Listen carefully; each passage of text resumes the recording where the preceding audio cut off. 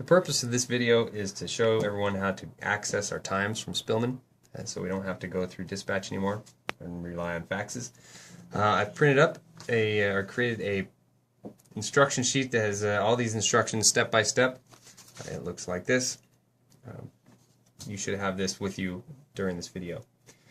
So we're going to start by the first step is just to log into the VPN. And there's two ways to do this. The first way is to go to the little icon here. It looks like a screen and a plug. And I'm just going to hover the mouse over it, click on it, and you'll see this DC VPN. You click on that and then click connect. You'll see that and it comes up. If you want to verify that it's connected, you just click on it again and you'll see DC VPN connected. The other way to do it is to find this shortcut on your screen. If you see this shortcut DC VPN, you just click on it and it'll come, you double click on it rather, and it'll come up, it'll flash really quickly. If it's already connected, this is what you'll see. If not, it may just flash really quickly and then go away. I prefer the first method just because it's a little more positive. You know that you're connected, see that it's connected. So once you've established that connection, then it's time to open Spillman. So we're going to go, each computer should have this icon, the Spillman icon. If it's not on the desktop, a lot of times you'll find it, you may find it in the start menu. It should be here. So you can open it either way. I'm just going to open it there. And I'm going to, and then your login screen will come up. Each person should have their own login, individual login. Some of them aren't working yet. We're still working through that process. There is a generic login for Station 23 paramedics. It's a STA 23 paramedic, and that is on your PM. You'll see that on the instruction sheet. But your personal login will be the first initial of your first name, followed by the first 7 characters of your last name. So if your last name is longer than 7 letters, it's just the first 7 letters. And then your password is always going to be your last name. Now, with these generic logins, and it's STA 23 PM or STA 24 PM, there's also an STA 23 FC. All of the passwords are the same. They're just TDFD, all in lowercase letters. So TDFD. So the next thing you should see is this screen should come up, and you want to make sure that this dialog box is live. And then you just click login. Now these screens are going to come up. Another screen will pop up here in a second, but they may come up black. They may come up white. In the evenings they come up white, or in the evening they come up black rather. And then you should see all of these. Now if you're logging in with your own personal email, your own personal account, you may not see these, and there's some things that we'll have to do to get that. You have to go to Edit, Toolbars, Customize, and then this is not on your instruction sheet, by the way. Then you go to Toolbars and hit Reset All, and you hit Yes, and you'll get the rest of these icons on your screen. That's if you don't have those. Again, not all the logins, the personal logins work yet. We're still working through that, but by the time you get this class, hopefully they'll all be online. So, back to getting times. We're going to this command line right here, and we're just going to click on the command line, and we're going to type fire, all in lowercase letters, and hit enter. And that's where this pops up.